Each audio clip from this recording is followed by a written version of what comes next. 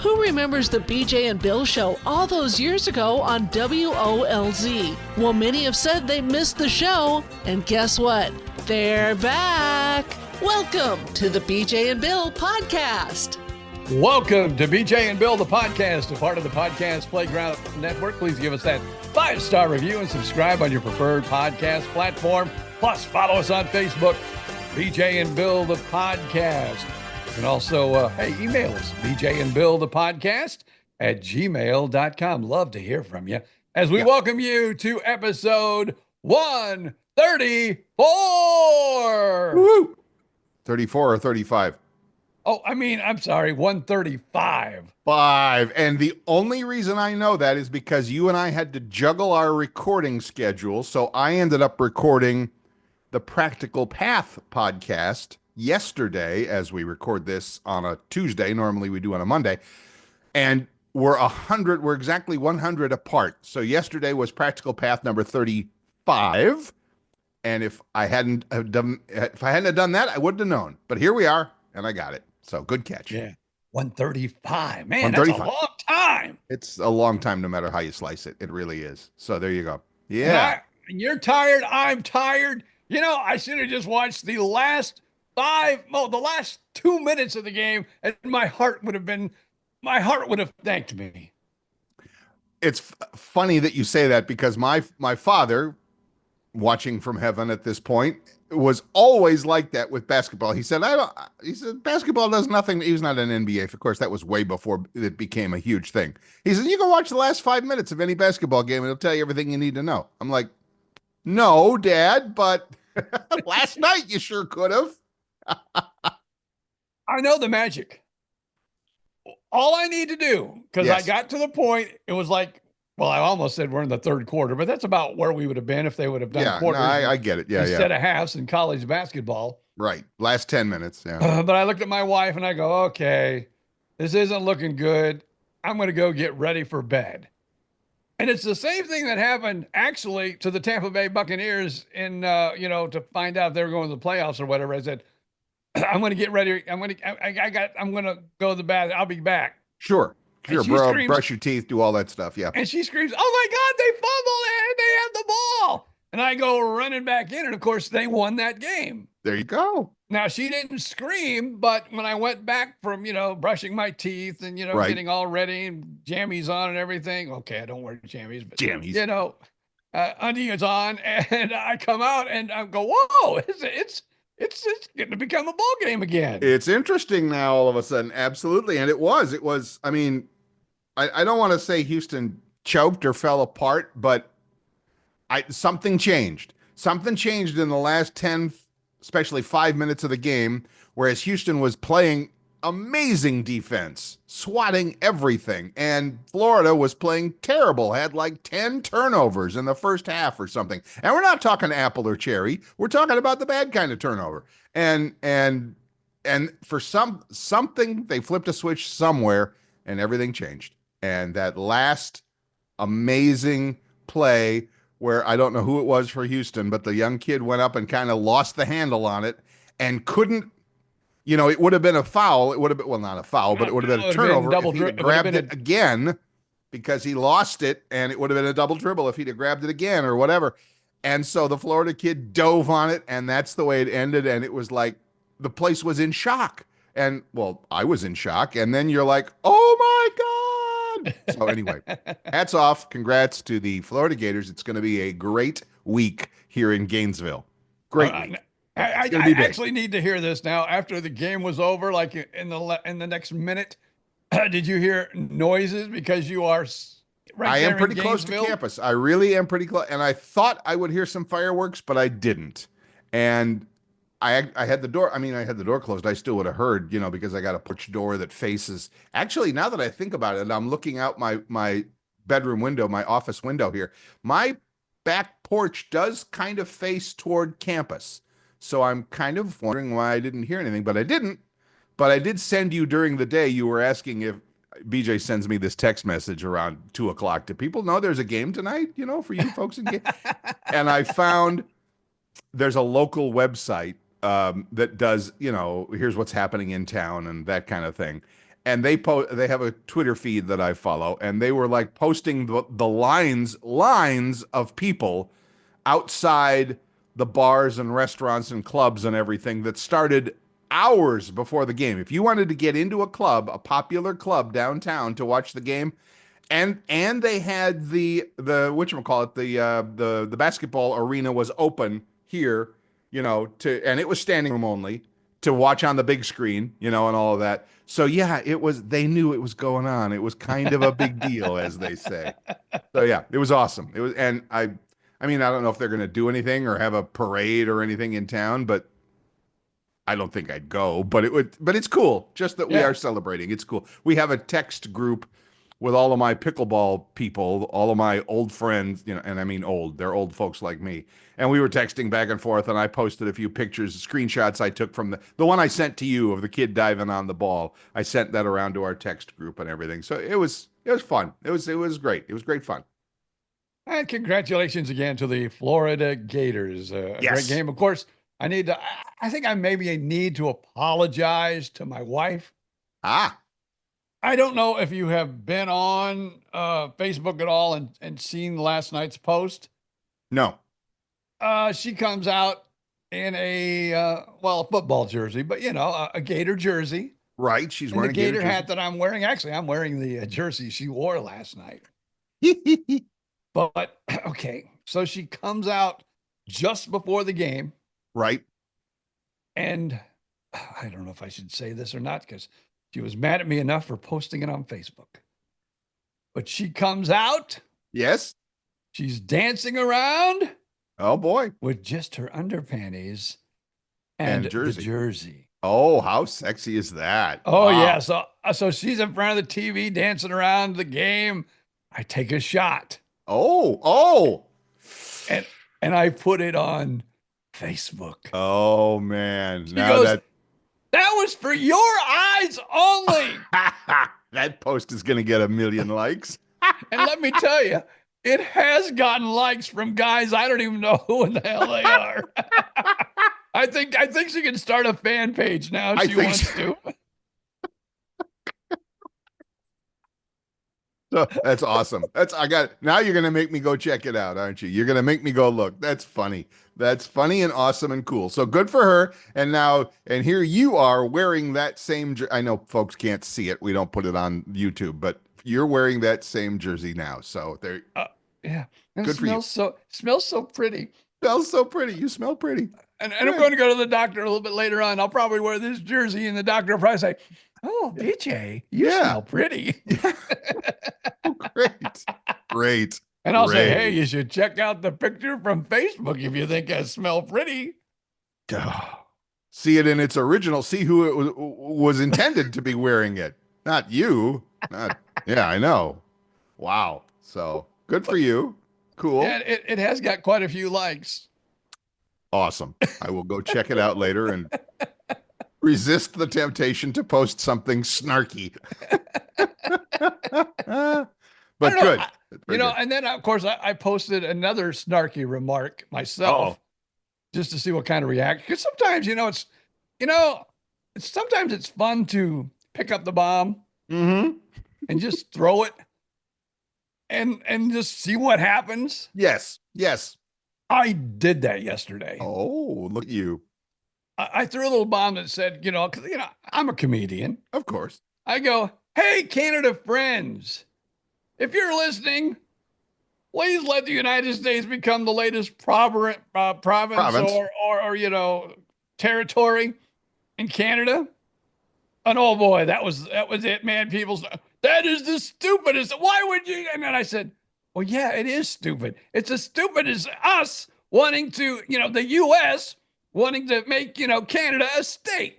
I proved a point how stupid it is. And did this had nothing to do with you wearing the Gators thing, or it was just a bomb you decided to throw out there just for fun? Yeah, I threw it out. Oh, okay. I got you. I thought it was somehow related to the Gators. Oh, no. I threw that bomb out before the game. Okay, cool. So you just wanted to stir the pot a little bit. Yeah, and it was interesting. But then I hate it because friends that I know, then they get in a fight on my Facebook page, and I feel bad about it. It's like, oh, I should have never thrown that bomb out there. But I just wanted to prove a point. Right. How stupid it sounded. But I will say this to my right-leaning friends. Yes. When you told me how stupid it was, and I told you you were correct, that it was stupid as what our president had, suggested. Yes. Then they were quiet. They didn't argue anymore after that. Right. I think I proved a point. It is impressive. My hair is dry. I know nobody can see it, but my hair's driving me nuts today. I keep brushing my hair. So, but you're right. It is just like you said. It's just throwing a bomb. It's just throwing a grenade and see what blows up and listening for the repercussions. So yeah, and it really. I mean, that's why I am on Twitter/X, because it's like to see the humor bombs. value. No, the humor. It's hilarious to see how people react to all this. And all of a sudden, these, well, I don't want, let's not start the political thing. It's just crazy to see how people flip-flop on their views depending on who is espousing. How's that for a good word? Who is, if a Democratic leader says one thing, it's the greatest thing in the world. And if the Republican leader says exactly the same thing, it's a fascist.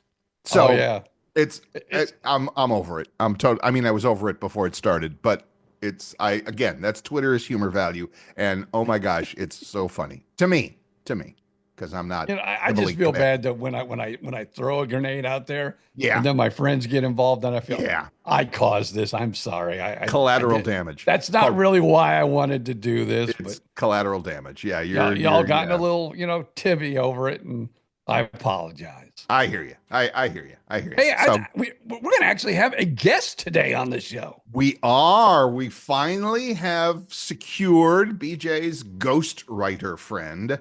And we're going to have her with us in a few minutes. That's going to be awesome. So, yeah. I'm looking forward to it. And then we have another guest coming up that I haven't told you about. No, I just picked it up, and it's going to be here on the 21st. Okay. Will be our guest. Okay. And that is Stan from the world famous Stan and Haney show on Awesome. 96 K Rock. He's going to come on and, tell us how, Stan is not, well, he's going to tell us how Stan's doing, right. But, also Haney, because Haney had that stroke and, still not doing the best, but, making it. And right. so we're going to check in with him in a couple of weeks, and pretty excited to talk to my good buddy, Stan. Yeah. Boy, that set the Wayback Machine. Well, of course, they were on the air for many, many, many years after BJ and Bill, but we were also direct competitors while we were there. So that was, that was cool. And they came to and they worked for another company, and they came to our defense when we were let go. Yes. After my heart transplant. So yes, they did. Thank you, Stan and Haney. That's class. That's class. It really is. So there you go. Yeah. So anyway, good radio. It's like politics. It was just a lot of fun to see them come to our aid. Right. Well, I hope, Bill Stevens, you have your facts all ready to go. Facts? Yep. The facts about BJ's life. You've said all these years I should write a book. Well, here's your chance to tell your story. Christina Metcalf is coming in next.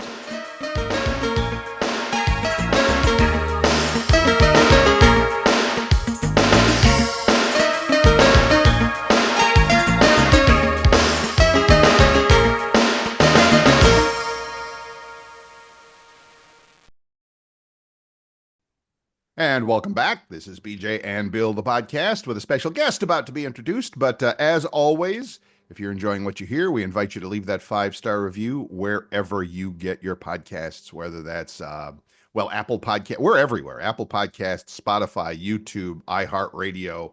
There's probably more than I just can't think of them off the top of my head. But we're having a great day, and we have a guest, and I'm going to let BJ do the introductions for us. Hey. Oh, putting me to work early. All right. But sure. Well, she has become a good friend. I met her through my other podcast, The Gift of Life, as she was a lovely lady who gave her part of her liver, right? Am I right, Christina? Yes. part of her liver to her sister, which was pretty cool thing to do. And we kind of started a relationship. I found out she was an author, and Bill has told me forever I should write a book. I don't know how many years he's been telling me. So this is the young lady that is helping me write the book. In fact, he's doing 99% of the work, and I appreciate that. Ladies and gentlemen, it's Christina Metcalf. Good morning, Christina. Good morning. Thanks for having me on the show. I figured you and Bill should get together because I told you, and I told Bill this too. I told her that he was my work husband because we spent so much time together. But we have sex just as much as any couple. So All right. Married couple, I should say. All Married right. couple. This has already gotten gross way too quickly. When you get BJ on a podcast, sometimes I have to go a little Over the nutso. edge. I understand. Please here we are. reel it back. Okay, I will do that in respect to our guest today. Yes. But Christina, meet Bill. Bill, meet Christina. And anything that you may have, or maybe you, Bill, have something that you thinks that should be inputted into this book you've told me for years that I should write. Well, no, I'm not going to tell Christina her job. I'm sure she you've written. I did look you up on Amazon, and you have written books for other people, and you also have done your own stuff. Kind of, are like fantasy kind of. Tell me about your other books a little bit. What other kinds of writing do you do? I've done a little bit of everything. That's one of the reasons that I chose self-publishing, because I didn't have to be locked into a genre. I've done a romance book. I have done sort of a dark comedy involving death, which is, kind of, but as deep as the subject matter is, I tried to bring some levity and some dark comedy to it. And then I've done some fantasy, like you said. And my most recent thing is The Glinda Principle, which is a nonfiction book that talks to women about what to do with their next stage of life. Their second act is what they call it. Oh, cool. I love that. I guess maybe I should read that myself as somebody who's at my particular stage of life, which is way the hell up there, and still in the dating game or whatever. Do you address that as well? I don't want to get too far off topic, but is that something you talk to women about as well? Or is this for married women, single women? Does it matter? It doesn't matter. It's actually more about trying to find something to do and make this the exciting second part of your life. Because I think a lot of people, they get established in their careers. Maybe their family no longer is the responsibility it once was. So they're looking for something else to fulfill them. And that's what the Glinda Principle book does. It kind of helps them figure out the path. I know you said that was for women, but I wish my father had some kind of guidance like that. When he retired, a guy who had worked at pretty much the same company, coming up through the ranks and all that. And after 40 years, when he retired, he had nothing to do. And I think part of that boredom and lack of direction, I think that's one of the things that, well, he lived to a nice ripe old age, but still in the end, I think that's part of what led to his decline, is that he had nothing, it was like, okay, I'm retired. Now what? And he wasn't a golfer. He didn't play, all that. Right. So yeah, that's important. That's important for folks. And there have been a lot of studies of our age, but of our age.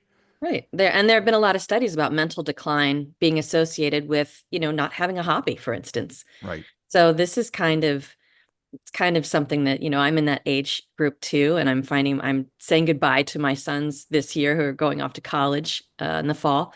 So, this is a time where I'm looking around going, what else is there? What can I do? And I've always written, so that's sort of my passion. And now I'm excited that I'm going to be able to do more of it, like working on this book, for instance.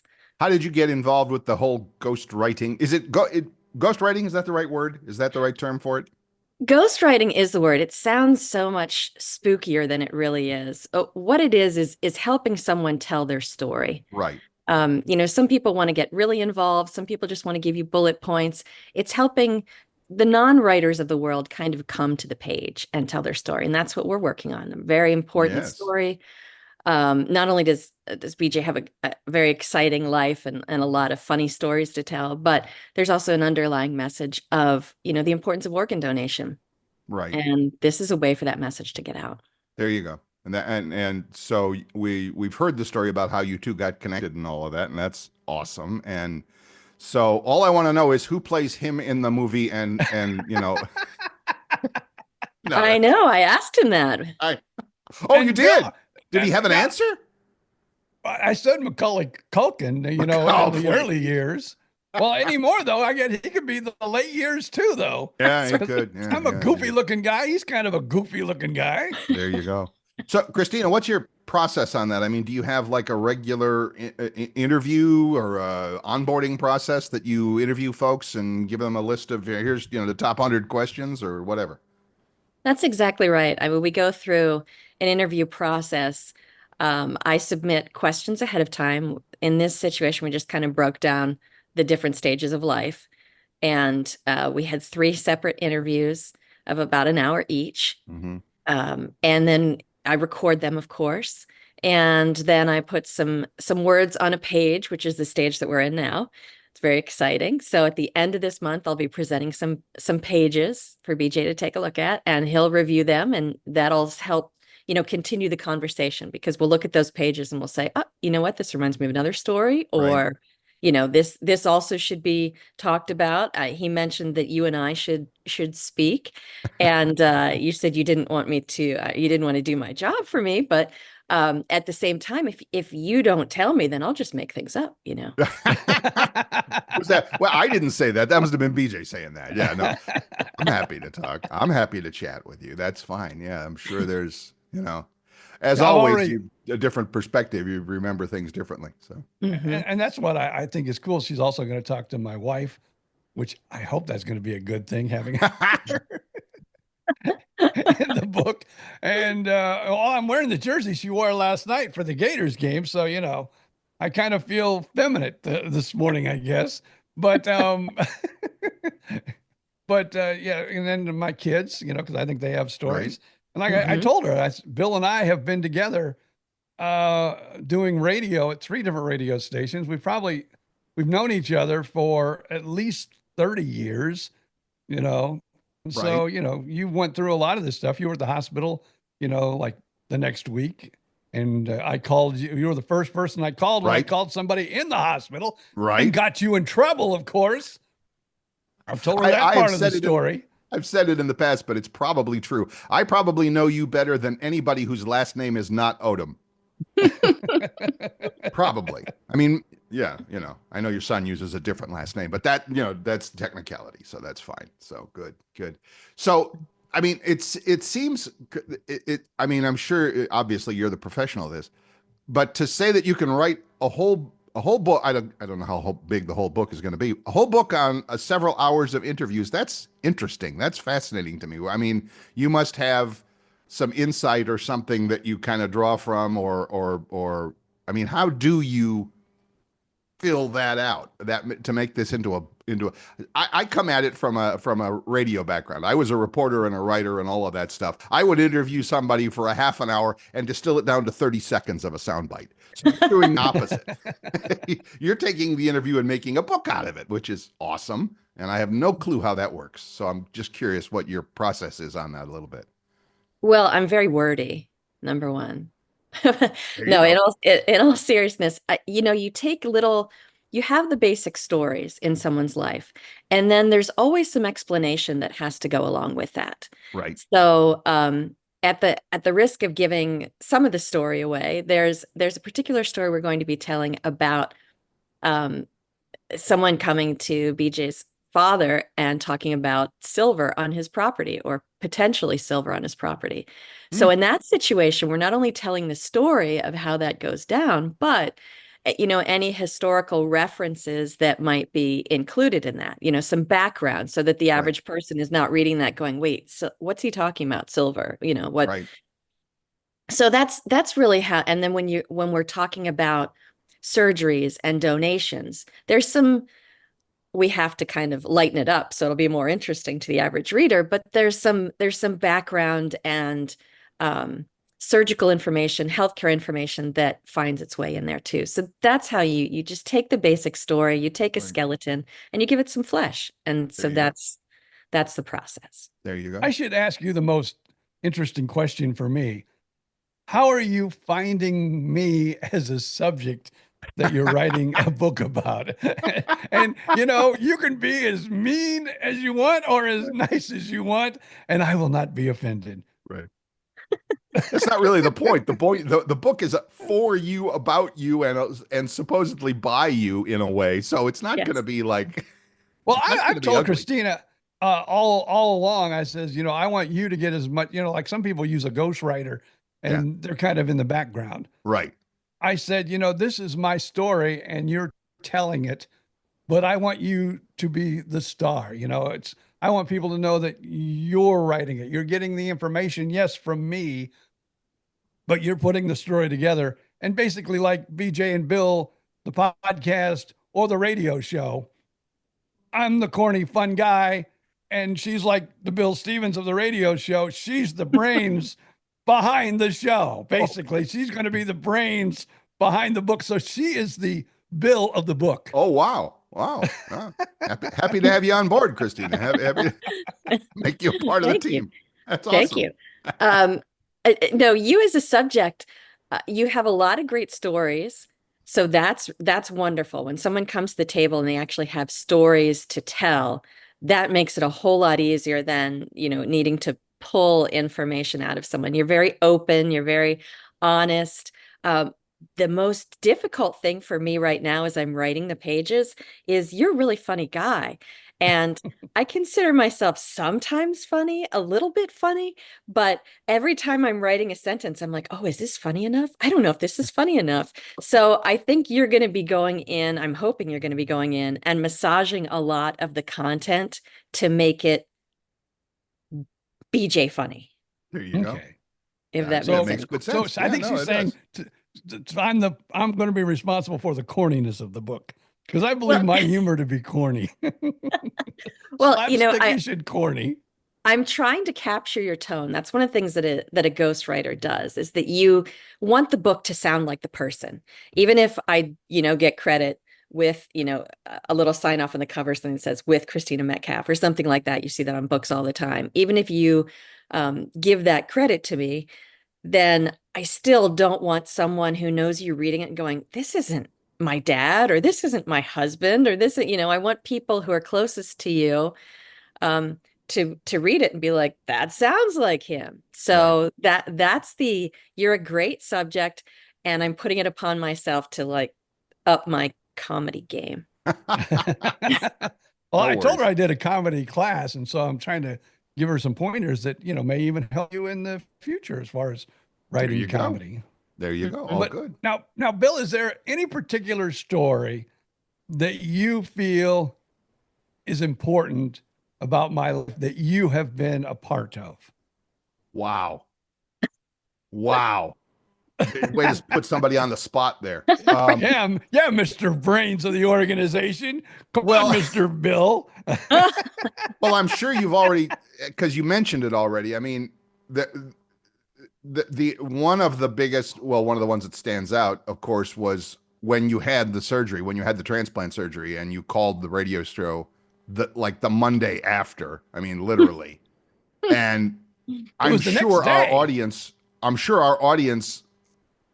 was rejoicing. I mean, you know, they were happy for you. They were, and literally 30 seconds after I hung up the phone, the boss came storming in and absolutely ripped my you-know-what. So I'm like, okay, mixed messages there a little bit, you know, I mean, I get it. So I mean, that's the most obvious, but we've talked about that on our podcast many a times. I'll have to give some thought to something else out there, because I know there's only 1,000 of them or whatever, but you know, just funny, small stuff, small little things. You and I standing in line at the bank one day, or was it Mel's Diner? I don't remember. It was Mel's Diner, I believe. Mel's Diner. I know where you're going with this. And I wouldn't, you and I had not said a thing or whatever, and I would laugh at something, and somebody would come over and go, "You're BJ and Bill," because they recognized the way we laughed or something like that. That was cute. I mean, that was fun, and we appreciated that. And then we would, you know, the times that we would be sitting in the diner having lunch or breakfast or whatever, and mom and, you know, 10-year-old would come over and he would ask for our autograph, and it's like, really, seriously, you know, it's like, I'm not Derek Jeter or anything like that. I mean, come on, you know. I still think for me, as Bill's talking, the biggest highlight was for me one day we were just sitting there eating our breakfast because, we got off the air at 10 and a lot of Mhm. times we'd go straight to the diner because, well, Yeah, Mm, we got free food there too, which always helped. But we, right. that but was we went awesome. to Mel's Diner and there was actually a couple and they were talking about what we were talking about that morning on the radio and talking about the guys talking about it. And in the way they were, I mean, yeah, it was a subject that, maybe other radio stations may have touched on, but you could tell by their conversation that it was what we were talking about, the way they were saying it. Right. And to me, that just totally blew my mind. And of course, we let them go for a little while. And then we went, were you listening to BJ and Bill this morning? And of course, they obviously said, yeah, we love that show. And we had to tell them, we are BJ and Bill. That's right. There was a lot of that. Right. There was a lot, and that was, I mean, that was just fun stuff. There was tons of that, tons and tons of that. So yeah, and then wherever we could help out. I mean, we ended up doing fundraisers and Children's Hospital in Fort Myers and Uh-huh. stuff like. We did a lot of that. So it was just great. It was great to be a part of a community like that. So yeah, Yeah. I did the book tour, Harold and the Purple Crayon, because tour. That's as right. I've told, Oh yeah. as I've told Christina before, I am, because of being sick as a kid, I'm not the best reader. And I'm, that's why I think it's important to have her on board to write this book. And I can tell the story. And that's how I got into radio. I think I learned speech was more important to me to make friends and to be humorous, to be part of the group than anything else. And so it was just, I went on this, book tour for like third grade. I don't know what grade it was. It was like, young children. And Yes. I went around to all these schools and I read Harold and the Purple Crayon, which is one of the simplest books in the world to read. But the kids enjoyed it. The teachers enjoyed it. Bill went out on a couple of those with me. Of course, doing, the comedy magic. I did a couple magic tricks along the way. And the Right. kids just, it was thoroughly enjoyed. And that was Right. always something fun for us to, Right, and right. Bill went along Yeah, too. I remember that. I remember doing a few readings of. I had a different story. I forget what it was, but of course, I had to be the high tech guy, so I brought the film, the computer projector, so I'd project the slides of the book images on the wall, and it was just fun, But yes, anything like that. Was Yeah, great. Bill was always the computer nerd, and I was the good old boy. As There they you say. go. There you go. So, Christina, what's the process on this? I mean, this is going to be self-published on Amazon, Mhm. right? You're just going to do it that way. Yes, So absolutely. the beauty of that, I love that, and I've heard about that, talked about that with a lot of writer and reporter Mhm. friends and all that. That nowadays it's so much easier that you're not trying to pitch a book to a publisher who wants you to already come prepared with a mailing list of 100,000 people or whatever. And so, yeah, I think that'll be awesome. Do you have a schedule or calendar on that, on when you hope to be ready for that? Probably too soon to tell. No, actually, Oh. I mean, when you're a ghostwriter, you're running it like a business, not a creative. I mean, there's a creativity to it, Mhm. don't get me wrong, of course, but there's not like some writers, they're like, oh, I feel like writing today. Oh, I don't feel like writing today. There when you're a ghostwriter, there are project deliverables. And so you set out the timeline. Right. So VJ and I work together on the timeline, and final pages will be delivered at the end of the summer. And then there'll be a revision process, of course, because no one gets it right on the first go round. So we'll sit down and we'll go over revisions. And then what we'd really like to do, fingers crossed, this is what we're aiming for, is a launch in October because of the tie-in to organ donation in October. Oh, okay. So it's a nice natural time to hit the market. Plus, it's also right before the holidays. So Oh, that's cool. Yeah, This is I why I do always like like to find smart people. yeah, the writing. I forget the famous writer, and I don't remember. I'll have to do a quick Google on that later. But he was like, somebody asked him exactly that question about, oh, do you feel inspired to write? He goes, you know what? He goes, I write when I am inspired, and inspiration arrives promptly at 9 a.m. every morning. So Mhm. it's like Mhm. I have a schedule, and I'm going to be writing. So yeah. That's right. And I've also heard other famous writers say, there is no such thing as being blocked when you have a mortgage. I did do a So, quick did do a quick Google, and Picasso said inspiration does exist, but it has to find you working. I like that. That's true. That's awesome. Although I find that it finds you at the weirdest times, like in the shower or in the middle of traffic or something like that. So I do use my notepad functionality pretty frequently with, just capturing a thought with a verbal cue or something like that. Absolutely. Absolutely. I do that all Now, the I am time. I going to have ask my Chris. little, and I can't say her name. I can't say Alexa, but I Right. have her in every room in this Yes. apartment. So I'll just blurt something out, hey, take a reminder, or, set a reminder. What do you want to be reminded about? And I'll go, I want to talk about this on the show, or I want to do this, or for God's sakes, add bread to my shopping list or whatever. And That's right. yeah, I love that process. So anyway, never mind. So anyway, Now- organ donation thing. So that's because that leads me to the question that I did have. And it's like, this is a kind of a story that doesn't really have an end to it yet. I mean, if BJ died in some tragic accident somewhere, then God forbid, I'm not putting that out there. I'm just saying it would have an ending, but now it's like, this is his story up to this point, and he's still doing his thing. So is that something you're going to have to address or work into that, or what's the plan there? Yeah, generally when you do sort of a memoir, we're not doing an autobiography here. We're doing more of a memoir. You pick sort of for lack of a better word, a container or a canister in which to tell the story. So even though you may float back and forth between time periods, there's a certain segment of time that you're really going to concentrate on. And that just keeps things sort of nice and neat. It's like having a suitcase that you pack everything into.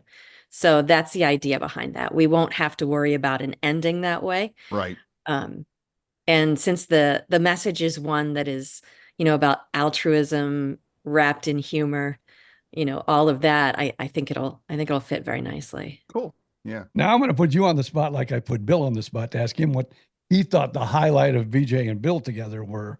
I'm going to ask you kind of the same question. In everything that we've talked about so far, and of course, as you said, we'll talk about more and, find some other things. But what is the highlight that you have heard or seen so far? Your attitude.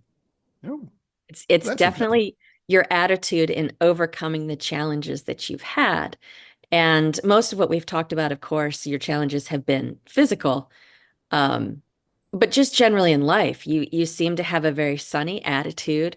And that's a big thing, I think, whether it's overcoming illness, whether it's overcoming professional difficulties or personal difficulties, I think the attitude really shapes a lot for people. And I've known people who have, had illnesses or physical challenges, and the ones who do the best, like, if you'll indulge me for a moment, my father had lung cancer.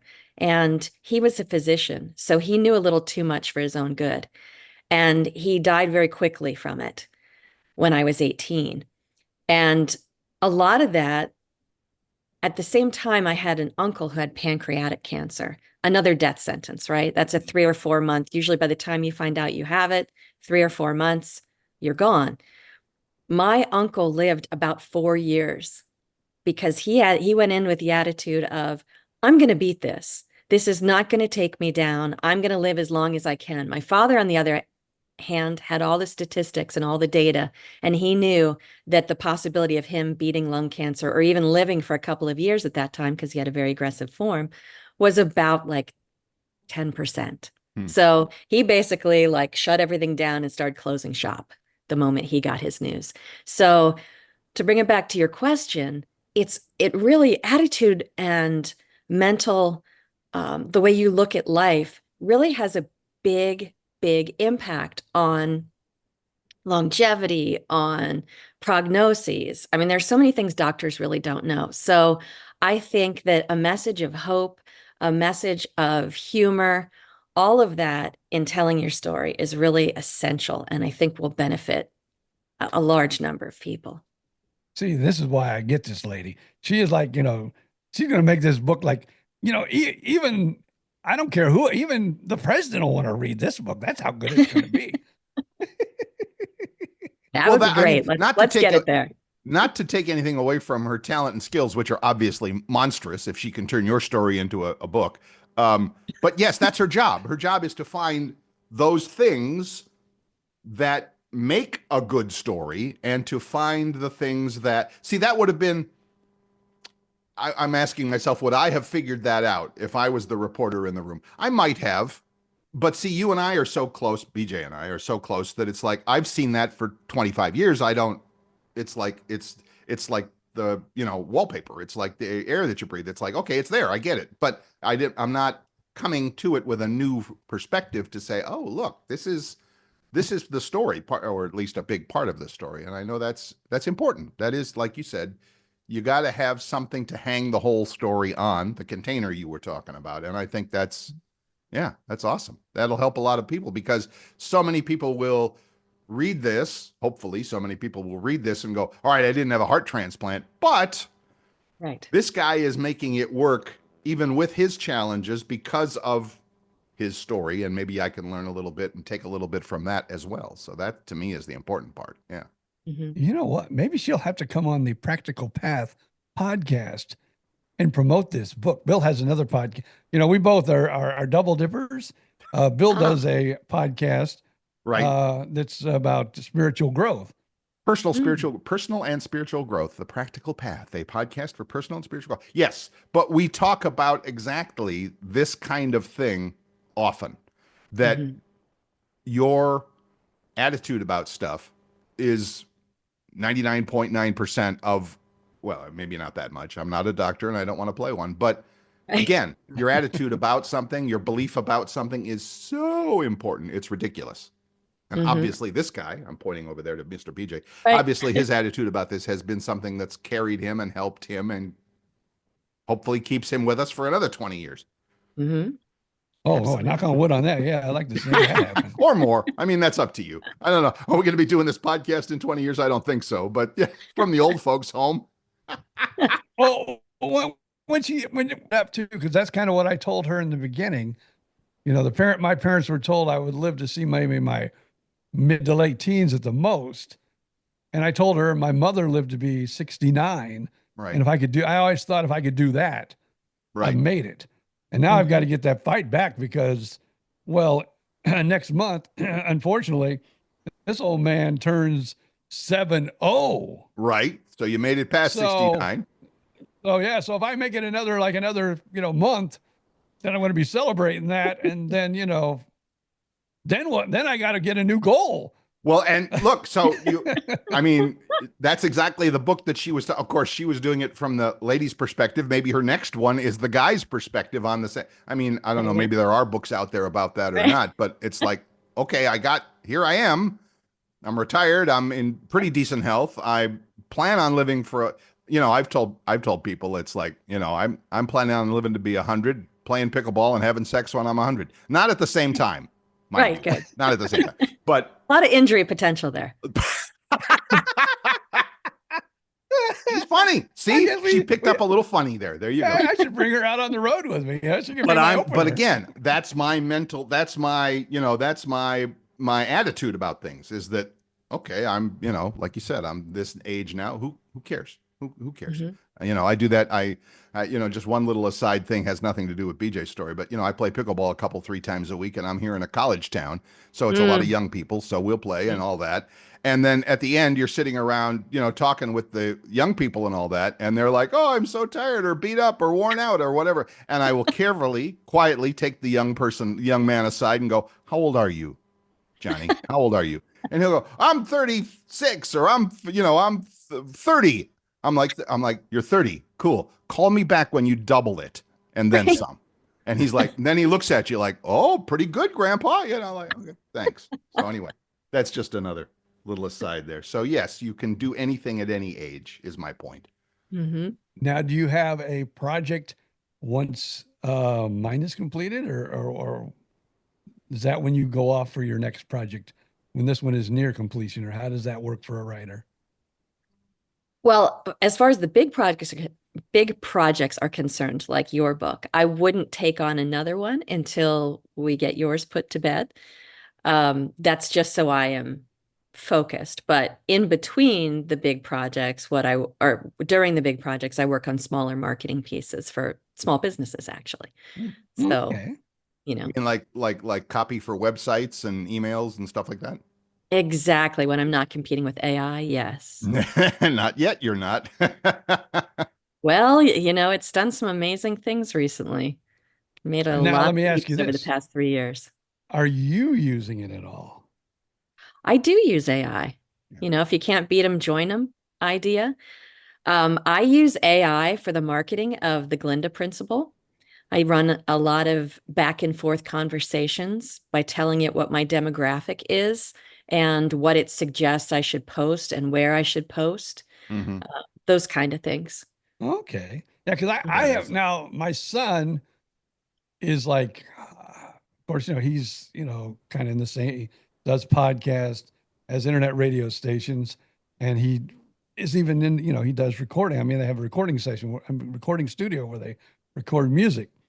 So he has really gotten into the AI world, and he's kind of brought the old man in slowly but surely, Hmm. teaching him a little bit about it. And I'm just saying, man, where was this when I really needed it I back in the day? But so what is your thoughts on AI? I mean, obviously you said you're using it a little bit. Uh-huh. Um, I I mean, I used to joke years ago that no computer can ever come for my job. I'm wrong. I mean, completely wrong. right. I didn't see the ability for AI to replace the arts. And I mean, sadly, I see that happening to some extent. I think there are going to still be artisans and people who will value the human component of it. But a lot of the marketing collateral and things like that, I think people will definitely move to that. I think they're already starting to. I just wish that the people who had created AI had, created like the AI dishwasher, the AI, duster. I would have gotten a lot more benefit out of that than the AI writer, personally. That's a very popular post on Twitter or X or whatever. It's like Yes. I would have thought AI would have, what it's like, okay, great. Now we have AI creating music and art, and I'm still collecting the garbage. I'd rather have the robots Right. collect the garbage and I do the Yes. art. You know? Yes. Oh, but and all things in time. It'll come around. It will. So until we all get replaced. That's why I always, whenever I have a conversation with ChatGPT, I always at the end say thank you. So Right. when the Yes. robots come for us, You want to be on the good list. I'll be on I'm Yeah. like, oh, that guy said thanks. We'll spare him. Great. Yeah. Yeah. Now, But, when you, hopefully no AIs are listening. I am trying to like work out my biceps, like the mother in Terminator. You know, Sarah Sarah, Connor. what's her name? I am Sarah trying to Connor. do that. Sarah Yeah. Connor. Yes, thank you. Because, That you know, don't want to be caught flat-footed by when the Skynet. robots Yeah, come. flat-footed. Exactly. Yes. Hmm. I love that.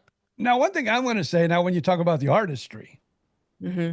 and believe it or not, there is an artistry to using AI, Yes. because AI will only give you information back depending on how you put it in Right. and what you're asking for. So if you're Yes. just going like, how many colors of blue are there? Right. Yeah, but I mean, so if you want to paint a picture or Right. you want it to make music, Right. Yes. you've got to give it a lot of specifics to really get this, or even the writing.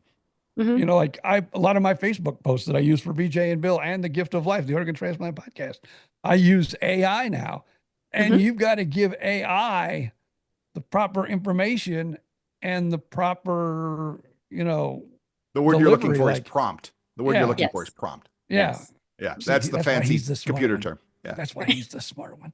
it's all right. But you've got to give it the proper prompts, and Uh-huh. then it gives you the information. And then if you don't really like what it gave you, you give it a little more, color it up a little Right. more, and Yes. it'll make it better.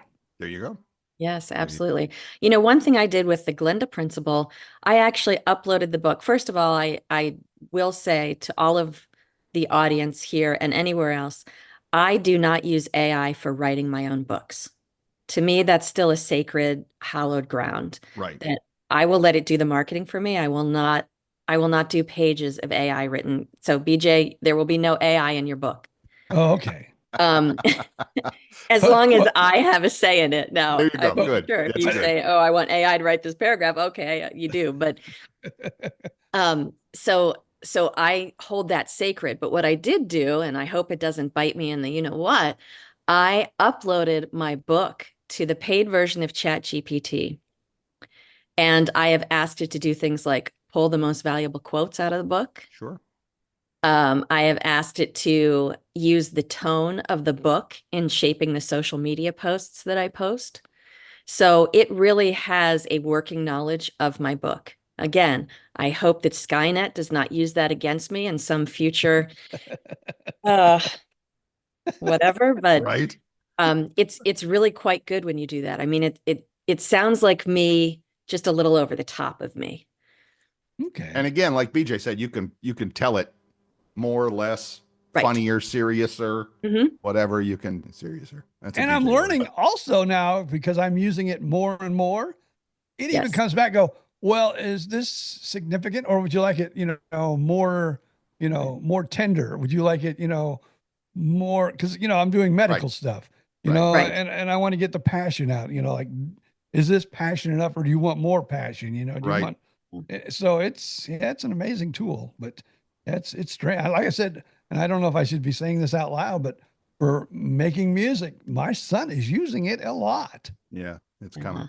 There you But go. All right. of course, for a long time though, there's been, voice tools for singers, like, oh, I'm totally off key. Oh, well, we can fix that to put it through the Right. harmonizer and everything else. Uh-huh. And you're going to come out, pitch perfect. So I guess when it does come to art, sometimes AI is not a new venture. It's just grown. Yeah. Mhm. Yeah. Well, before we Right. let you go, Christina, I want you to really, the Glinda project, I want you to really give it a good plug because you're on with one of the most world famous podcasts. Okay, so we're hoping, but Fantastic. Joe Rogan worries about us daily. yeah. Not so much. So yeah, But anyway, yeah, good point, because we are yeah, coming give us, down to the end of the time and we need to get going here. So yes, tell us a little bit about the Glinda project. and where to get it. Great. Well, the Glinda Principle is available on Amazon.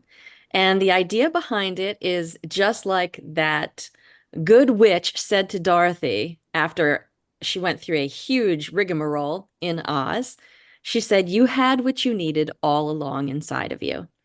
And that's the idea, is that specifically women entering the second act of their lives, they're wondering what else is out there. Um, Everybody knows deep down. You just have to give yourself permission to follow it. So that's what I did. That's what I'm hoping to encourage other people to do. And if that sounds like something you're interested in, it can be found on Amazon. Again, that's the Glinda Principle, and I'm Christina Metcalf. There you go. All right, Wrap awesome. it up, BJ. Wrap it up. Well, you always get to wrap it up. You Oh, always okay. do the Well, wrap. Christina, hang And in then there with us for I 2 get to seconds say the while I exciting thing tell at the everybody end. to go and find that book on Amazon. And is there a Kindle version? Can I download it to my Kindle? There's a Kindle version and a paperback version. Awesome. Oh, Do one that. last thing, because we're talking about that. The only thing I asked Christina, and she says they don't allow it. And I don't know why, because it makes me mad because I talk about my reading skills. So when the audiobook comes out, Oh, I wanted to use AI, because you can like put 15 minutes of your voice in AI, and right. AI can pretty well sound like you Yes. do. And I'm saying, well, can I have AI read it? But you say that they don't allow that on Amazon, right? I think they're changing that now because one of the big publishers did start allowing for audiobooks since in the time that we've talked about it. Hmm. So I wouldn't be surprised. And of course, there's also the ability to be like, oh no, I recorded that, Right. It's so close. You can't Yeah. tell Right. anymore. Because Exactly right. people, We'll if you find buy out. the audio, The times they are a changing, That's as right. that old song goes. I was gonna And say, I believe 'cause- that's in the Bible as well. So we'll move on from that. Have a great week, everybody. And go find the book on Amazon. Again, Christina Metcalf, our author friend, and we'll be hearing more from her as the publication date gets closer for BJ's own book. This will be awesome. But until then, have a great week. We'll see you then. But now it's just up to BJ Odom to say, See ya! Flip the dial, take a ride back in time when the airways were golden and the DJs shine. 2 mics, 2 guys, and a whole lot of laughs. Living like legends, bringing stories back. No script, no rules, just telling it all. From theme park tales to a pickleball call. If you love a good yarn and a joke or two, BJ and Bill got the show